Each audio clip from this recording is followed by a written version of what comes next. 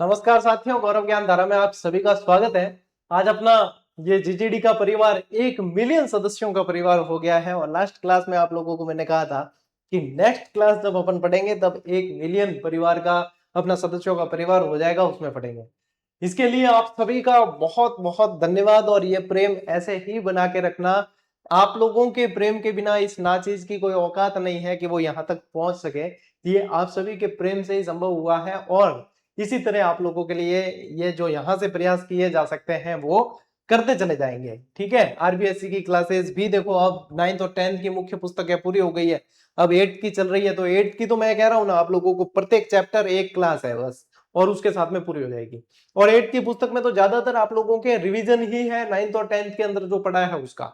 जैसे कि आज अपन पढ़ेंगे 1857 की क्रांति, तो ये भी कहीं ना कहीं 9th और 10th की किताब में अपन ने पढ़ रखा है और वही वापस आप लोगों के रिपीट होगा। ठीक है, तो एक तरीके से ये मतलब 8 का लेवल 8 के स्टैंडर्ड के बच्चों के हिसाब से रखा गया। 9 10th में थोड़ा उस लेवल का है कि परीक्षा में प्रश्न बहुत बनने की संभावना ज्यादा रहती है। ठीक है, तो आज शुरू करा आप 1857 की क्रांति और आज ही पूरा करा इन टॉपिक ने। ठीक, तो एक बार पुनः बहुत बहुत आभार आप सभी का कि हमें गर्व है कि अपन देखो जीजीडी परिवार को यहाँ तक लेके आए हैं जीरो से शुरू करके, और ये इसी तरीके से आगे बढ़ेगा, क्योंकि ये आगे बढ़ेगा तो राजस्थान का हर बच्चा पढ़ेगा। फिर उसे पैसों की चिंता नहीं करनी पड़ेगी कि हाँ मेरे पास पैसा नहीं है तो क्या मैं तैयारी कर सकता हूँ, बिल्कुल कर सकता है। वो अपने आप से पूछेगा तो उसके दिल से आवाज आएगी कि जीजीडी है तो मुमकिन है। बस यही विश्वास प्राप्त किया है हमने आपका। चलिए शुरू करते हैं भैया। देखिए 1857 की स्वतंत्रता संग्राम का पहले पृष्ठभूमि देख लेते हैं वापस, जो अपन ऑलरेडी देख चुके हैं। तो यहाँ पे अपन को थोड़ी सी तेजी भी मिलेगी इन क्लासों को पढ़ने से। देखिए पृष्ठभूमि क्या है। 1818 के अंदर संधियां होती है, सहायक संधियां। ठीक है, विभिन्न राज्यों ने अंग्रेजों से संधियां कर ली। इसमें यह निश्चित हुआ कि राज्यों के आपसी विवादों का निपटारा अंग्रेज कंपनी सरकार ही करेगी। ठीक है, कि कंपनी सरकार जो है वही आपसी इनके जो अंदर मतभेद चलेंगे वगैरह जो भी है विवाद होंगे उनका निपटारा करेगी। ठीक है, असंतोष का कारण क्या था। संधियों के विपरीत ब्रिटिश कंपनी ने राज्यों के आंतरिक मामलों में हस्तक्षेप किया। ठीक है, ये जो है आंतरिक मामलों के अंदर भी हस्तक्षेप करने लगे इनके, और किसानों और जनसाधारण के हितों पर कुठाराघात करके राजस्थान में कंपनी के विरुद्ध गहरे असंतोष की भावना प्रसार हो गई। अब देखो क्या हुआ कि जो जिन शर्तों पे संधि हुई थी उससे भी इतर काम होने लग गए। ठीक है, उसके भी परे काम होने लगे और कुल मिला के भैया हमने हमारे हाथ काट के दे दिए थे अंग्रेजों के हाथ में, तो फिर पीछे बचा के अपने पास में कुछ नहीं, तो असंतोष तो पैदा होना ही है। स्क्रीनशॉट लीजिए।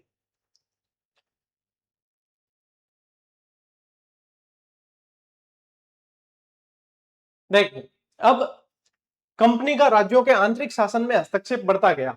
अंग्रेज संधि पत्र की शर्तों की अनदेखी करते हुए राज्यों के आंतरिक प्रशासन में हस्तक्षेप करने लगे, और इसके प्रमुख उदाहरण क्या मिलते हैं। 1839 में जोधपुर के किले पर अंग्रेजों द्वारा अधिकार करना। 1839 में अधिकार किया था, हो सकता है कि आने वाले एग्जाम में इस लाइन से प्रश्न पूछे भी। मांगरोल के युद्ध में कोटा महाराव के विरुद्ध दीवान जालिम सिंह की मदद करना। ठीक है, यह भी अंग्रेजों ने किया। मेवाड़ प्रशासन में अंग्रेजों द्वारा बार बार हस्तक्षेप करना, और परिणाम क्या हुए कि अंग्रेजों ने राजस्थान के राजाओं की संप्रभुता समाप्त कर उन्हें पूरी तरह कृपा दृष्टि पर निर्भर कर दिया था, कि इनके जो खुद का प्रभुत्व तो समाप्त हो गया था राजा का। राजा सिर्फ और सिर्फ अब आश्रित हो गए थे, वो भी अंग्रेजों के कंपनी के आश्रित हो गए थे। ये पूरी पृष्ठभूमि बन रही है 1857 की क्रांति की। ठीक है, चित्र देखते रहना। जोधपुर किले पे अधिकार है 1839 में।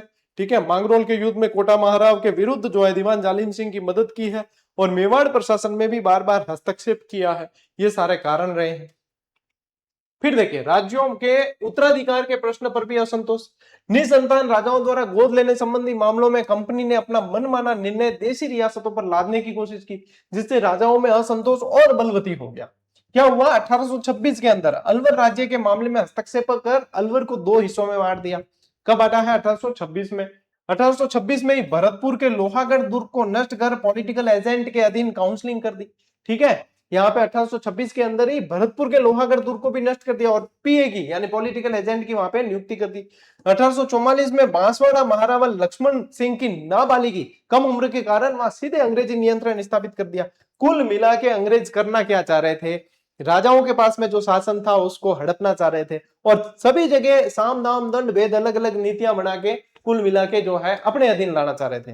अवध को मिला दिया था कुशासन का आरोप लगा के, कई सारी रियासतों को मिलाया है। तो फिर 1857 की क्रांति का मुख्य आधार तो यही चीजें बनी है। ठीक है, लीजिए स्क्रीनशॉट। देखिए भाई, अब सामान्य जनता की भावना और अंग्रेजों के प्रति रोष चरम पर था, असंतोष। राजस्थान की आम जनता में अंग्रेजों की नीतियां, सामाजिक सुधार और आर्थिक नीतियों के विरुद्ध तीव्र आक्रोश था। ठीक है, ये चीजें अपन ने बहुत डिटेल में पढ़े 1857 की क्रांति के कारण, इसलिए कह रहा हूं इससे पहले जो क्लासें आई है वो बहुत अच्छी तरीके से पढ़ लेना आप, क्योंकि वहां से बहुत सारे प्रश्न बनने की संभावना सीधी सीधी आपकी। ठीक है, धार्मिक हस्तक्षेप देखिए, यहाँ की जनता ने अंग्रेजों की अपनी धर्म प्रचार नीति को अपने धर्म पर प्रहार माना है। ठीक है, इन्होंने जो है ईसाई धर्म की, ईसाई मिशनरी की जो बढ़ोतरी को देखते हुए प्रचार प्रसार शुरू कर दिया था, और यहाँ पे आम जनता ने ये सीधा अपने धर्म के ऊपर कुठाराघात माना है। ठीक है, क्रांतिकारियों को लोकप्रियता, डूंगजी, जवारजी और लोटू जाट द्वारा नसीराबाद की सैनिक छावनी को लूटा। ठीक है, लूटा जाना आम जनता में बहुत ही प्रसन्नता का कारण था, ये लूटा कर देना, लूटा जाना। ठीक है, जनता इन्हें अपना नायक मानने लगी थी, ये एक तरीके से रॉबिन हुड की भूमिका निभा रहे थे। कौन? डूंगजी, जवारजी, लोटू जाट वगैरह ये। तो इन्होंने क्या है कि अंग्रेजों की छावनियों को, अंग्रेजों को लूटकर गरीबों के अंदर धन बांटना शुरू कर दिया। रॉबिन हुड की छवि यही तो होती है। तो यहाँ पे जो है इनको अपने हीरो मानने लग गई थी जनता। चलिए आगे बढ़ते हैं। देखिए, राज्यों के आर्थिक मामलों में हस्तक्षेप, खिराज वसूलने की प्रथा। अंग्रेज कंपनी ने राजस्थान के राज्यों के साथ खिराज यानी कि टैक्स वसूलने की प्रथा द्वारा भारी आर्थिक शोषण शुरू कर दिया। शांति व्यवस्था के नाम पर भी वसूली करने लगे। राज्यों में आंतरिक शांति व्यवस्था बनाए रखने के नाम पर भी धन की वसूली करने लगे। और अशांति भी कौन फैलाते थे? खुद ही फैलाते थे। अत्याचार कौन करते थे? अंग्रेज खुद ही करते थे। और टैक्स भारतीयों से लेते थे कि हम शांति बनाए रखने के लिए काम कर रहे हैं। विभिन्न बटालियनों की स्थापना, कंपनी ने समय समय पर निम्नलिखित मिलिट्री बटालियनों की स्थापना की। और ये इसे जो है मोस्ट इंपॉर्टेंट कर लेना, ये मोस्ट इंपॉर्टेंट है, ये वैसे अपने कई बार पढ़ी है, लेकिन फिर भी ध्यान रखना कि यहां से इन बटालियन को पूछते हैं, बार बार पूछा जाता है। 1822 के अंदर मेरवाड़ा बटालियन की स्थापना की गई, यानी मेर रेजिमेंट। ठीक है, 1834 में शेखावाटी ब्रिगेड की स्थापना कर दी। 1835 में जोधपुर लीजियन का गठन किया और 1841 में एमबीसी यानी मेवाड़ भील कोर की स्थापना की गई। और ये हो सकता है आप लोगों को क्रम के अनुसार पूछा जाए। ठीक है, इसको कैसे याद करेंगे? क्रमानुसार ही याद करना है, क्योंकि ये प्रश्न क्रमानुसार पूछने के लायक है। तो यहां से याद कर लो, चाहे चित्र से याद कर लेना। यहां से देख लो, अलग अलग रेजिमेंट खड़ी है और अलग अलग रेजिमेंट के झंडे हैं, और साथ में आपको सन लिखे हुए याद करने, बस। खर्च का बोझ, कंपनी द्वारा इन सभी बटालियनों के रखरखाव का पूरा खर्चा भी संबंधित रियासत के राजा से ही जबरन वसूल किया जाना था। ठीक है, यानी कि जो बटालियन लड़ेगी अंग्रेजों के लिए, अंग्रेजों ने कहा कि लड़ेगी राजाओं के लिए, ऐसा कहा क्यों? सहायक संधि में यही कहा कि भाई हमारी जो सेना यहाँ पे रहेगी, आपको सुरक्षा देगी, खर्चा आपको उठाना है। लेकिन एक्चुअल में वो लड़ रहे किसके लिए? अंग्रेजों के लिए लड़ रहे हैं। खर्चा कौन उठा रहा है? राजा उठा रहा है। तो यहां से भी आर्थिक शोषण एक तरीके से हुआ है। ठीक है, लीजिए स्क्रीनशॉट। देखिए, सामंतों की मनोदशा देखिए, संधि से पूर्व की स्थिति। 1818 ईस्वी में संधियों के होने से पहले तक राजाओं को मुख्य रूप से अपने सामंतों पर ही निर्भर रहना पड़ता था, और संधियों के पश्चात राजाओं की सामंतों पर पारंपरिक निर्भरता पूरी तरह समाप्त हो गई। ठीक है, पश्चात अंग्रेजों के प्रति रोष, सामंत अपनी इस दुखद और अधिकार विहीन स्थिति का मुख्य उत्तरदायी अंग्रेजों को ही मानते थे, जिसके कारण उनमें अंग्रेजों के प्रति भारी रोष बढ़ गया। क्योंकि सामंतों के पास क्या होते थे? सैनिक। अब राजाओं को कभी कोई युद्ध लड़ना है तो सामंतों को कहते हैं भाई 5,000 की सेना जो है फलान जी के पास है, 7,000 की ढिक्कन जी के पास है, तो क्या फलान जी आप आ जाना, ढिक्कन जी आप आ जाना। तो उनका भी तो जो है भाई आजीविका ऐसे ही चलती थी। अब सामंतों की भूमिका हो गई शून्य, क्योंकि सेना तो अंग्रेजों की खड़ी है वहां पे। तो यहाँ पे इनके अंदर भी असंतोष व्याप्त हो गया। असंतोष के प्रमुख उदाहरण, इस सामंती असंतोष के सबसे बड़े उदाहरण कौन से रहे हैं? आउआ रहा है, कोठरिया रहा है, और सलूम्बर। यहाँ पे लिखा हुआ है सलूम्बर। ठीक है, सलूम्बर रहा है। ठीक है, तो ये ध्यान रखना है आप लोगों को, ये तीन तो मुख्य ठिकाने ऐसे रहे हैं जहां पे असंतोष ज्यादा था। स्क्रीनशॉट ले लिया। चलिए, अब 1857 की क्रांति का तात्कालिक कारण। इतने सारे कारण होने के बाद में एक भैया एक चाहिए था, एक चिंगारी चाहिए थी जो पूरे जो बम को उड़ा दे, और वो थी एनफील्ड राइफल। ठीक है, वो थी एनफील्ड राइफल। पहले ब्राउन ब्राउज करके एक राइफल आती थी, वो काम में ली जाती थी, वो सिंपल थी। एनफील्ड राइफल आई तो चर्बी वाले कारतूस प्रयोग किए जाने वाले, जिसको तोड़कर बारूद भरना पड़ता था, तो जिसको तोड़ते खोल उसके अंदर से चिपचिपा पदार्थ निकलता था। और ऐसा कहा जाता है कि वो गाय और सुअर की चर्बी से बना है। तो गाय का मांस हिंदुओं के अंदर वर्जित और सुअर का मांस मुस्लिमों के अंदर, तो दोनों ही खिलाफ हो गए। और वहां पे चर्बी वाले कारतूस वाली जो है ये बात पूरी जंगल की आग की तरह फैल गई और वहीं से जो है क्रांति का प्रस्फुटन हो गया। देखिए एनफील्ड राइफल का प्रयोग भारत में 1857 की क्रांति का सबसे मुख्य तात्कालिक कारण सेना में एनफील्ड राइफलों को शामिल करना था।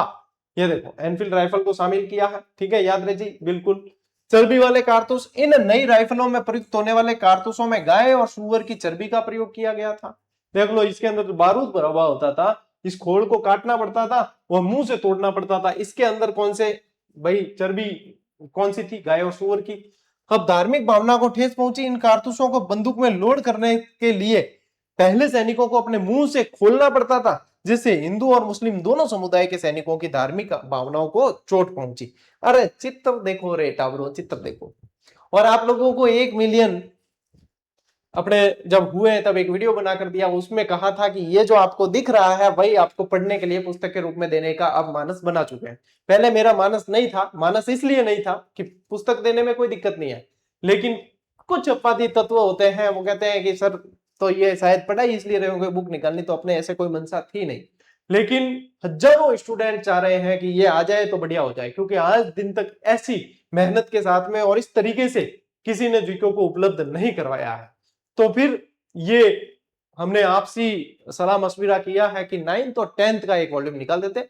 9th और 10th की क्लासें अपन पूरी करवा चुके हैं, तो 9th 10th का एक वॉल्यूम निकाल देते हैं, वही मैन है उसको दे देते हैं स्टूडेंट को पढ़ने के लिए कि भैया आप पढ़िए। और उसमें यूं है, देखो उसमें पहला बता दूं, क्लासें देख के हो रहा है आपके काम, तो आपको वो लेने की जरूरत नहीं है। ये वही चीज है जो यहाँ पढ़ा चुका मैं। यदि आपने इनको देख के नोट्स बना लिए तो कहाँ आवश्यकता है। हाँ जिसको वो चाहिए कि हाँ हम नोट्स नहीं बना पाए सर, हमें तो ये चाहिए, हमारे बुक लिस्ट के अंदर ही शामिल होनी चाहिए, उनके लिए ये एक ऑप्शन के रूप में उपलब्ध रहेगी। ठीक है, 10-15 दिन का समय लगेगा, उसके बाद में आप लोगों के लिए ये उपलब्ध हो जाएगी। ठीक है, चलिए स्क्रीनशॉट लीजिए। कुल मिला के चित्रों से क्या होता है, देखना, देखकर सीखना और याद करना बहुत आसान हो जाता है। देखिए क्रांति का प्रारंभ और प्रशासनिक ढांचा भारत में शुरुआत कब होती है? मेरठ से 10 मई 1857। हालांकि इनकी जो नियोजित तिथि होती है वो 31 मई की होती है और पहले ही शुरू हो जाती है। ठीक है, 10 मई से शुरू हो जाती है। राजस्थान के प्रमुख पॉलिटिकल एजेंट देखिए, मेवाड़ के अंदर कौन थे? मेजर सावर्स थे, मारवाड़ में मॉक मैसन था और जयपुर में कर्नल ईडन था। ठीक है, और एजीजी कौन था उस समय? George Patrick Lawrence, agent to governor general बोला जाता है जिसे, वो एजीजी कौन था? जॉर्ज पैट्रिक लॉरेंस था। ठीक है, ये ध्यान रखना है आप लोगों को। अब सर्वोच्च प्रशासनिक पद कौन सा हुआ करता था? जैसे कि राजस्थान के अंदर एजीजी हो गया, गवर्नर जनरल का एक एजेंट हो गया एक तरीके से, तो ये था जॉर्ज पैट्रिक लॉरेंस, ये ध्यान रखना आप।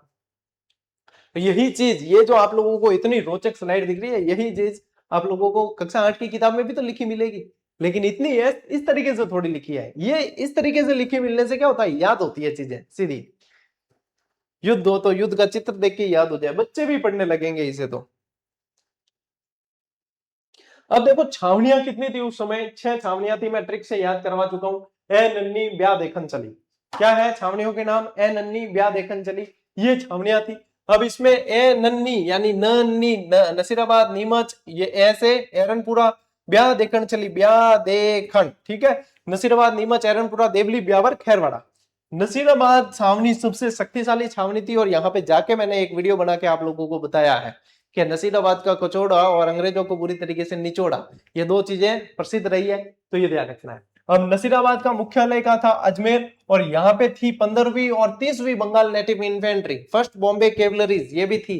ठीक है, फर्स्ट बॉम्बे कैवलरीज ये भी यहाँ पे थी। और नीमच का मुख्यालय था ग्वालियर, यहाँ पे थी मालवा, मेवाड़ और राजपुताना रेजिमेंट की सैनिक बटालियन। एरनपुरा का मुख्यालय पाली, यहाँ जोधपुर लीजियन, जोधपुर लीजियन कर देना, जोधपुर लीजन भी लिखा मिलता है, लीजियन भी लिखा मिलता है। ये अभी जो अपन ने पढ़ा था जोधपुर लीजियन की स्थापना की थी। देवली का मुख्यालय टोंक और यहाँ पे कोटा कंटिजेंट थी। ब्यावर का मुख्यालय भी अजमेर और यहाँ पे मेर रेजिमेंट थी। खैरवाड़ा का मुख्यालय उदयपुर और यहाँ पे भील रेजिमेंट थी। ठीक है, यहाँ पे भील रेजिमेंट यानी कि मेवाड़ भील कोर के सैनिक थे। तो ये आप लोगों को इसी तरीके से याद करने, 6 सैनिक छावनियां और 6 सैनिक छावनियों में कौन कौन थे। ठीक है, अब एक एक क्रांति को पढ़ते हैं अपन। देखिए छावनियों की स्थिति और एजीजी की कार्रवाई। देखिए सैनिकों की संरचना, इन 6 सैनिक छावनियों में कुल 5000 भारतीय सैनिक तैनात थे। सबसे महत्वपूर्ण बात यह थी कि इनके अतिरिक्त छावनियों में कोई भी यूरोपियन सैनिक तैनात नहीं था। मोस्ट इंपॉर्टेंट है, पूछ सकते हैं आने वाले समय कि कितने सैनिक तैनात थे और कितने भारतीय सैनिक, ये ध्यान रखना 5000 भारतीय सैनिक तैनात थे। ये प्रश्न आने वाले समय पूछा जाएगा। देखो, यूरोपियन सैनिक न होने के कारण एजीजी जॉर्ज पैट्रिक लॉरेंस के लिए इन भारतीय टुकड़ियों को नियंत्रण में रखना एक अत्यंत गंभीर विषय बन चुका था, क्योंकि अब सारे के सारे भारतीय सब जगह जो है क्रांति शुरू हो चुकी थी। अब थोड़ी सी चिंगारी आती, यहाँ पे तो बूम। अब करें क्या एजीजी, यहाँ पे इनकी समस्या बढ़ गई। मेरठ विद्रोह की सूचना आई, देखिए 19 मई 1857 एजीजी लॉरेंस को मेरठ में हुए विद्रोह की सूचना मिली है, और ये इस समय कहां था, माउंट आबू के अंदर था। सूचना मिलते ही लॉरेंस ने राजस्थान के सभी राजाओं को तुरंत सख्त निर्देश दिए कि वे अपने राज्यों में हर हाल में शांति व्यवस्था बनाए रखें तथा अपनी पूरी शक्ति विद्रोहियों के दमन में लगा दें। जैसे ही सूचना मिली, लॉरेंस भाई साहब हक्के बक्के हो गए, अब तो अपने बोरे बिस्तर समेटने का टाइम आ गया। फिर भी क्या राजाओं से संध्या की है, तो राजाओं से ये कहते थे कि भाई आप लोगों को संभालना है, आपने संध्या की, हम आपकी सुरक्षा करेंगे, आप हमारी सुरक्षा करो। तो ये इसने संदेश वहां से जारी कर दिया। लीजिए भाई, स्क्रीनशॉट लो, आगे बढ़ना।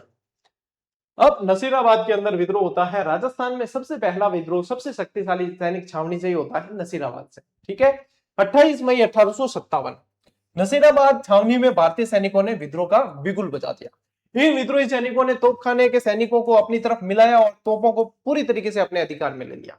विद्रोही सैनिकों ने ब्रिटिश छावनी को लूट लिया। इस दौरान उन्होंने 2 अंग्रेज अधिकारियों मेजर स्कॉटिश वुड और न्यूबरी की हत्या कर दी, और नसीराबाद फतेह करने के बाद सभी सैनिक जो है वो दिल्ली की ओर प्रस्थान करते हैं। बख्तावर सिंह के नेतृत्व में ये सैनिक विद्रोह करते हैं। ध्यान रखना, ये बता चुका हूं मैं। लीजिए स्क्रीनशॉट, चित्र देखो, चारों पूरा जो लिखा हुआ है, चारों पॉइंट उसी के चित्र हैं।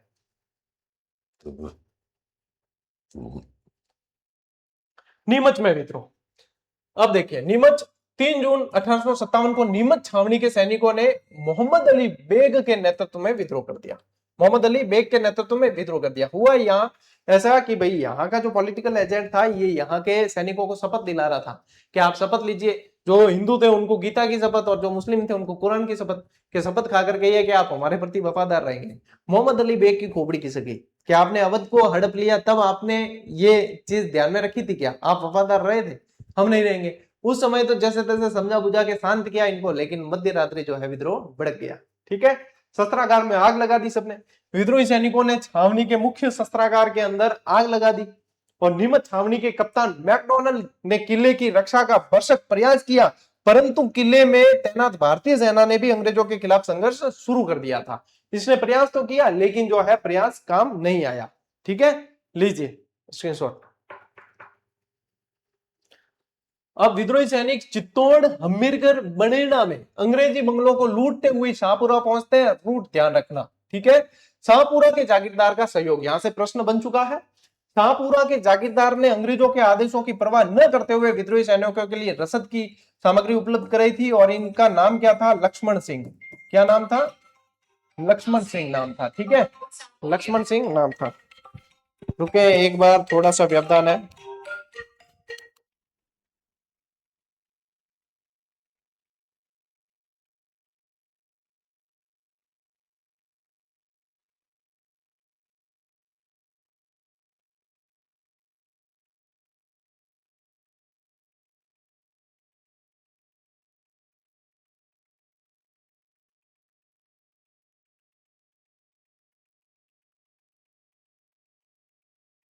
हेलो, हाँ जी। देखिए आगे क्या होता है, मेजर सावर्स की कार्रवाई। नीमच में क्रांति की सूचना पाते ही मेवाड़ के पॉलिटिकल एजेंट मेजर सावर्स ने मेवाड़ की एक सैनिक पलटन को क्रांतिकारियों को निकालने के लिए भेजा। स्वयं नीमच की ओर बढ़ा है ये, और सावर्स ने कोटा, बूंदी और मेवाड़ की संयुक्त सेनाओं की सहायता से नीमच पर पुनः अधिकार कर लिया। देखो, मेवाड़ के स्वरूप सिंह, मेवाड़ के शासक कौन थे? स्वरूप सिंह थे, और मेजर सावर्स थे। तो ये सब मिलके जो है इनको, नीमच के सैनिकों को यहाँ, नीमच के अंग्रेज अधिकारियों को यहाँ से निकालते हैं और नीमच पे पुनः अधिकार करने के लिए आते हैं। और इस दौरान नीमच से भागे हुए अंग्रेज अधिकारी जो है एक डुंगला के रुगाराम के यहाँ पे शरण लेते हैं, और वहां पे क्रांतिकारी इनको घेर लेते हैं। वहां से स्वरूप सिंह जी और मेजर सावर्स इनको निकाल के ले जाते हैं। देखिए, एरनपुरा के अंदर विद्रोह ये होता है 21 अगस्त 1857 को, और जोधपुर लीजियन के सैनिकों में, जिसमें मोती खां, सूबेदार शीतल प्रसाद और तिलक राम। कैसे याद रखोगे? मैंने बताया था आप लोगों को, एमटीएस। कैसे याद रखोगे? एमटीएस की एक स्कीम आती थी पहले। एमटीएस से याद रखना, मोती खां, तिलक प्रसाद और यहाँ पे शीतल प्रसाद और तिलक राम। ठीक है, इनका प्रसिद्ध नारा ध्यान रखेंगे, इन्होंने चलो दिल्ली मारो फिरंगी का नारा दिया और ये नारा लगाते हुए ये आगे बढ़ते हैं। रास्ते में सैनिक अहुआ के ठाकुर खुजाल सिंह से मिले, जो इन्हें अपने साथ अहुआ ले गए, और अहुआ छावनी न होते हुए भी 1857 की क्रांति का केंद्र रहा था। ठीक है, लीजिए स्क्रीनशॉट। अब देखो, अहुआ में ठाकुर कुशाल सिंह नेतृत्व कर रहे थे। अहुआ में क्रांति का नेतृत्व ठाकुर कुशाल सिंह चंपावत। यहाँ पे दो युद्ध होते हैं प्रमुख, एक तो बिथोड़ा का युद्ध, एक चेलावास का युद्ध। बिथोड़ा का युद्ध देखिए, 8 सितंबर 1857 अहुआ, आसोप, गूलर, रुद्रावास, आलनियावास परगनों के सैनिकों ने मिलकर बिथोड़ा नामक स्थान पर कैप्टन हीथकोट और जोधपुर के महाराजा तखत सिंह की संयुक्त सेना को बुरी तरह पराजित किया। देखो कौन आए थे, कैप्टन हीथकोट और महाराजा तखत सिंह की सेना आई थी। ठीक है, एक कुशल राज सिंह भी ध्यान रखना, यहाँ पे घुड़सवार सेना लेके भेजी थी, ये प्रश्न बन चुका है। कुशल राज सिंघवी के नेतृत्व में घुड़सवार सेना, ठीक है, कौन सी सेना आई थी, घुड़सवार सेना। ठीक है, चेलावास का युद्ध होता है 18 सितंबर 1857 को। यहाँ पे देखो, इसी काले गोरे का युद्ध भी कहते हैं चेलावास वाले को, 10 दिन बाद ही होता है यहाँ पे। अब देखो, क्रांतिकारियों और जोधपुर के पॉलिटिकल एजेंट मॉक मेसन के बीच चेलावास का युद्ध होता है, जिसे गोरे काले का युद्ध भी कहते हैं। यहाँ पे क्रांतिकारी मॉक मेसन को मार देते हैं और मॉक मेसन का सिर जो है वो ले जाके अहुआ किले के दरवाजे पे टांग देते हैं। और यहाँ पे आज भी गीत जो बजते हैं, लोकगीत, उसमें ये गीत गाए जाते हैं कि ढोल बाजे, चंग बाजे, भले बाजे, वाकियो और मार के एजेंट को दरवाजे पे टांकियो। ये गीत यहाँ पे चलते हैं।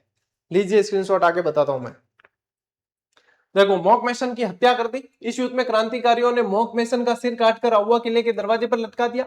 ब्रिगेडियर होम्स का आक्रमण होता है जनवरी 1858 के अंदर। ठीक है, अब ब्रिगेडियर होम्स को बुलाया, यानी कि यहाँ वालों के बस की बात नहीं थी, अब तो ब्रिगेडियर को बुलाया है सीधा ही। और इसके नेतृत्व में एक विशाल अंग्रेजी सेना जनवरी 1858 में अहुआ पर आक्रमण करती है और अधिकार कर लेती है। अब अहुआ की इस गौरवशाली क्रांति और अदम्य साहस को आज भी स्थानीय लोग होली आदि लोकगीतों के माध्यम से याद करते हैं, जिसमें ये गीत गाते हैं, ढोल बाजे, चंग बाजे, भले बाजे बाकियो और मार के एजेंट को दरवाजे पे टांकियो। ठीक है, तो ये गीत अभी भी यहाँ पे ये देखो गा रहे हैं। आप लोगों को लगेगा कि वास्तव में वो यही गीत गा रहे हैं। और ये देखो, एजेंट को मार के लटकाया है मॉक मेसन। इससे बढ़िया क्या याद होगा आपको, बताओ। ये एजेंट का सिर यहाँ पे आपको दिख रहा है कि ये मॉक मेसन को मार के यहाँ पे लटका दिया है। बताइए भैया, इससे बढ़िया बेहतर इससे और क्या हो सकता है। सीधी सीधी चीजें याद है। देखो भाई, आगे बढ़ते हैं, कोटा चलते हैं। कोटा और अहुआ दो ऐसे क्षेत्र थे राजस्थान के अंदर जहां पे छावनी न होते हुए भी ये 1857 की क्रांति के केंद्र रहे हैं। देखो, विद्रोह की तिथि, कोटा में क्रांति की शुरुआत 15 अक्टूबर 1857 को लाला जयदयाल और मेहराब अली खां के नेतृत्व में होती है। ये राजस्थान में 1857 की सबसे ज्यादा सुनियोजित और सुनियंत्रित विद्रोह था। यहाँ पे ये सबसे व्यवस्थित विद्रोह माना जाता है यहाँ का। ठीक है, कैप्टन बटन था यहाँ पे। विद्रोही सैनिकों ने कोटा के पॉलिटिकल एजेंट कैप्टन बटन का सिर काटकर पूरे कोटा शहर में घुमाया। यहाँ पे भी देखो, यहाँ पे आप लोगों को दिखेगा, ये सिर काट के घुमा रहे हैं, पूरा रैली में लेकर जा रहे हैं यहाँ पे। ठीक है, फिर देखिए, क्रांतिकारियों ने कोटा के महाराज राम सिंह द्वितीय को कोटा दुर्ग में ही नजरबंद कर दिया था। ये महाराज जी बैठे हैं यहाँ अंदर, कोटा दुर्ग के अंदर ही क्रांतिकारी आसपास है, इनको नजरबंद कर दिया। और इन मुख्य केंद्रों के अलावा बनेड़ा और कोठरिया जैसे स्थल भी क्रांतिकारियों के प्रमुख शरण के केंद्र बने हुए थे। ठीक है, ये भी ध्यान रखना आपको। लीजिए स्क्रीनशॉट। अब देखिए, क्रांति का समापन अंग्रेजों द्वारा पुनः नियंत्रण किया जाता है। लगभग जून 1858 की बात है। जून 1858 आते आते अंग्रेजों ने राजस्थान की अधिकांश रियासतों पर पुनः अपना कड़ा सैन्य नियंत्रण स्थापित कर दिया। प्रमुख सेनानी जो थे उनको फांसी की सजा दी गई। दमन चक्र के तहत अंग्रेजों ने महान क्रांतिकारी तात्या टोपे और कोटा के क्रांति के सूत्रधार लाला जयदयाल और मेहराब अली खां को गिरफ्तार कर फांसी पर चढ़ा दिया। अब कक्षा 9 की किताब में 1857 की क्रांति अपन ने पढ़ी है, वहां पे ये बताया है कि ये जयदयाल है, इनको तोप से उड़ा दिया। और यही प्रश्न एक बार बना था, अब यहाँ 8वीं की किताब में दिया है कि फांसी पर चढ़ा दिया। तो वैसे वो तोप से उड़ा दिया वाला प्रश्न बना है, तो आप लोग ध्यान रखना कि तोप से उड़ा दिया था। अब देखो, क्रांति की असफलता के कारण क्या रहे। राजस्थान में यह स्वाधीनता आंदोलन पूरी निष्ठा और जोश के साथ लड़ा गया, परंतु कुछ कारण है जिससे सफलता नहीं मिल पाई। राजाओं का असहयोग एक तो, अधिकांश राजा महाराजाओं द्वारा क्रांतिकारियों का साथ देने की बजाय अंग्रेजों को भरपूर सैन्य और आर्थिक सहयोग प्रदान किया गया। समय से पूर्व शुरुआत हो गई। अब आपको कहा कि आपके जो है 31 मई को एग्जाम होगा, आप उसके अनुसार तैयारी करोगे और एग्जाम आपके 10 मई को लेते आ जाए तो दिखती बात है तैयारी पूरी नहीं होगी, आपकी रणनीति पूरी गड़बड़ा जाएगी। यहाँ पे भी वही चीज हुई। राजाओं ने साथ किसका दिया? राजाओं ने अंग्रेजों का साथ दिया। पढ़े लिखे लोगों ने किसका साथ दिया? अंग्रेजों का साथ दिया। क्रांतिकारियों का साथ जो है सबने दिया नहीं। एक साथ सभी जगह क्रांति नहीं हुई तो भी असफल होने की सारी ये चीजें हैं जिसके कारण असफल हुई है ये क्रांति। नहीं तो उसी समय बोरिया बिस्तर बांध के रवाना हो जाते अंग्रेज कि भाई चलो अपना टाइम प्रो वैलिडिटी पूरी होगी। चलिए भाई, सीमित क्षेत्र देखो, गिने चुने स्थानों पर ही क्रांति हुई है और अलग अलग समय हुई है। कोटा, नसीराबाद, भरतपुर, धौलपुर, टोंक, इन सभी क्षेत्रों पे अलग अलग हुई है, एक साथ नहीं हुई। तो इससे क्या हुआ? अंग्रेजों को क्रांति को दबाने का अवसर मिल गया। एक बार यहाँ पे दबाई, फिर यही सेना वहां पे जाकर क्रांति दबाती है। इस तरीके से उन्हें जो अवसर मिल गया, एक साथ होती तो क्या करते? तो वहां पे क्रांतिकारी हावी हो जाते। तो यहाँ पे ये कमी रही है। नेतृत्व का अभाव रहा है आंदोलन में। कुशल और केंद्रीय और संगठित नेतृत्व की भारी कमी थी। तालमेल और साधनों की कमी थी। राजस्थान में क्रांतिकारियों के आपस में पारस्परिक तालमेल नहीं था और उनके पास अंग्रेजों से के मुकाबले आधुनिक साधनों का भारी अभाव था। तात्या टोपे को सहयोग नहीं मिला। मारवाड़, मेवाड़, जयपुर आदि बड़ी रियासतों में तात्या टोपे को किसी प्रकार का कोई सहयोग नहीं मिला। ये इतने सारे कारण यदि देखो एक साथ संगठित हो जाते ये, तो 1857 का जो सन है वो अपना जो है स्वतंत्रता का सन मना रहे होते। आप अपन अब पढ़ते हैं ना 1947 में हमारा देश आजाद हुआ, तो इसकी जगह हम पढ़ते कि 1857 में हमारा देश आजाद हुआ। लेकिन उस समय देखो जब संगठन नहीं होगा, एकता नहीं होगी, तब ये परिणाम होंगे। क्रांति के परिणाम क्या थे? देखिए, राजाओं का प्रयास। राजस्थान के शासकों ने ब्रिटिश सत्ता के प्रति अपनी वफादारी दिखाते हुए क्रांति के प्रवाह को रोकने के लिए पर्याप्त सैन्य प्रयास किए। अंग्रेजी शिक्षा की शुरुआत। ब्रिटिश सरकार ने भविष्य में विद्रोह को रोकने और राजाओं को अपने सांचे में डालने के लिए राजा महाराजाओं को अंग्रेजी शिक्षा देनी शुरू कर दी। यहाँ पे अंग्रेजी शिक्षा पे बहुत बल दिया। पुरस्कार देखिए, अंग्रेजों ने वफादार राजाओं को खुश रखने के लिए उन्हें कई तरह के बड़े पुरस्कार और राजकीय उपाधियां देना भी शुरू कर दिया और सामंत वर्ग की शक्ति को कुचल दिया। सामंतों ने अहुआ, सलूम्बर, कोठरिया जैसी जगहों पर अंग्रेजों के विरुद्ध सीधा संघर्ष किया। इसलिए क्रांति की समाप्ति के बाद राजस्थान में सामंत वर्ग की पारंपरिक शक्ति और विशेषाधिकारों को पूरी तरीके से समाप्त करने की नीति अपनाई गई है। ठीक है, यानी कि सामंतों को पूरी तरीके से कुचलने की नीति को अपनाया गया है। ये देख लीजिए चित्रों में, आप लोगों को चीजें समझ में आ जाएगी बहुत अच्छी तरीके से। नौकरशाही का पुनर्गठन किया है। अंग्रेजों ने शिक्षा किस लिए दी थी? लिपिक बनाने के लिए, बाबू बनाओ, ठीक है, ताकि वो हमारे लिए काम करें और हम कहें वैसा काम करें। प्रशासनिक व्यवस्था और नौकरशाही में बदलाव के लिए अंग्रेजी शिक्षा पद्धति का तेजी से विस्तार किया गया और इसका मुख्य उद्देश्य शासन में अंग्रेजी शिक्षा प्राप्त अनुभव ब्रिटिश हुकूमत के प्रति वफादार व्यक्तियों की भर्ती करना था। मैं कह रहा हूं बाबू बनाने पे ध्यान दिया, जो हम कहें वही आदमी करें बस। यातायात के साधनों का विकास किया। फिर अंग्रेजों ने राजस्थान में अपनी सेना की त्वरित आवाजाही और अपने आर्थिक और व्यापारिक हितों को पूरा करने के लिए रेल और सड़कों जैसे यातायात के साधनों का तेजी से विकास शुरू कर दिया। क्या एक जगह से दूसरी जगह सेना पहुंचने में समय लग रहा था, जितने भारी नुकसान हो रहा था, तो रेल और सड़कों का विकास करने से क्या तुरंत वहां पे पहुंचना आसान हो जाता है। क्रांति का ऐतिहासिक महत्व और प्रेरणा क्या रही? 1857 की क्रांति भले ही तत्कालीन रूप से अपने अंतिम उद्देश्यों को प्राप्त न कर सके, परंतु इसने भारत और ब्रिटिश साम्राज्यवाद की जड़ों को पूरी तरीके से हिला कर रख दिया था। आजादी का आधार स्तंभ देखिए, यह महान क्रांति आगे भी पीढ़ियों के लिए राष्ट्रवाद और संघर्ष का मुख्य प्रेरणा स्रोत बनी, जो अंततः 1947 में भारत की आजादी का सबसे महत्वपूर्ण आधार स्तंभ सिद्ध हुआ है। लीजिए स्क्रीनशॉट। इसी के साथ भैया आपकी ये क्लास आधे घंटे के अंदर अंदर मैंने पूरी कर दी है और आप देखोगे ये लगभग इतने ही चैप्टर है। इसमें क्या है, ज्यादा कुछ जो जहां डिटेल आएगी वहां जोर देकर कहा जाएगा आपसे कि हाँ ये डिटेल है, यहाँ पे आपको विशेष जोर देकर पढ़ना है। बाकी आधे घंटे के अंदर ये चैप्टर पूरा आराम से, यही समय है एक्चुअल कि हाँ इतने समय में पढ़े तो ही वर्थ है। अब इसी के अंदर मैं 2 घंटे लगा रहा हूं तो फिर वो वर्थ नहीं है, फिर तो वो टाइम पास है, या फिर मैं कहीं ना कहीं आप मुझे देख रहे हो इसलिए मैं आपको एंगेज रखना चाहता हूं। तो अपने से आज दिन तक ऐसे काम हुए नहीं है, आगे भी होंगे नहीं। तो यही चीज है, इसी तरीके से अपन चलेंगे और 8वीं की क्लास बहुत जल्दी आप देखोगे कि अपन पूरी भी कर लेंगे। 2 चैप्टर तो हो भी गए हैं इसके, अब कल तीसरे चैप्टर का नंबर है, तो चिंता करनी नहीं है भैया किसी तरह की। और नियमित पढ़ना, जब आप नियमित रह जाओगे तो आप किसी क्षेत्र में चले जाओ, कोई काम कर लो, आप सफल होगे, आपको कोई नहीं रोक सकता। तो आज की इस क्लास में साथियों इतना ही। अब मिलते हैं अपन अगली क्लास में, अगले सेशन में। तब तक के लिए राम राम, जय हिंद।